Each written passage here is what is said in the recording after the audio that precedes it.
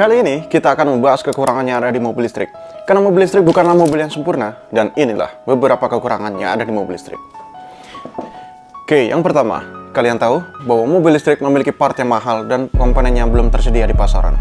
Karena mobil listrik ini bisa dikatakan produk baru dan beberapa pabrikan mobil listrik berfokus pada pengembangan, sehingga mereka belum menyediakan stok untuk part-part mobil listrik. Dan perlu diketahui bahwa spare part dari mobil listrik ini berbeda dengan mobil konvensional. Kita ambil contoh seperti modul inverter pada mobil listrik.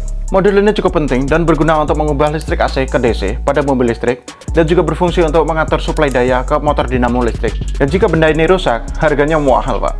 Dan lebih parahnya lagi, modul ini belum tersedia di pasaran. Oke, yang kedua, stasiun pengisian daya yang terbatas. Ya, kita tahu bahwa stasiun untuk pengecasan mobil listrik ini tidak tersebar luas di Indonesia. Stasiun pengecasan mobil listrik hanya bisa kita temui di kota-kota besar. Dan infrastruktur pendukung dari pengecasan mobil listrik ini belum tersebar luas di wilayah Indonesia. Sehingga cukup repot jika kita ingin keluar kota menggunakan mobil listrik, ataupun ke daerah-daerah tertentu.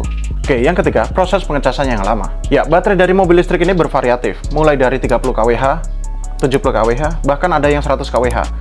Dan yang jadi concern banyak orang adalah proses pengecasan yang lama, yang mana proses pengecasannya ini bisa memakan waktu mulai dari 1 hingga 8 jam, tergantung dari mana Anda mengecasnya. Ya, memang ada stasiun pengecasan hypercharge yang mana bisa mengecas daya dari 0 hingga 80% hanya dalam waktu 30 menit. Namun itu eksklusif, hanya tersedia di pusat kota. Namun balik lagi, jika Anda mengecasnya di rumah tanpa ada daya tambahan, itu bisa memakan waktu hingga 8 jam. Oke, yang terakhir yang patut diperhitungkan adalah baterai mobil listrik itu ada umur pemakaiannya. Ya, jika Anda berpikir bahwa sekali membeli mobil listrik bisa dipakai untuk selamanya, itu kurang tepat, Pak.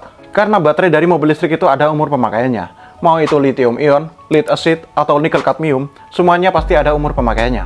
Dan semakin tahun performa dari baterainya itu akan semakin menurun, hingga baterainya tidak bisa digunakan lagi. Ya, namanya baterai itu ada siklus pengecasan, mulai dari 500 kali cas hingga 1000 kali cas, tergantung dari tipe baterainya.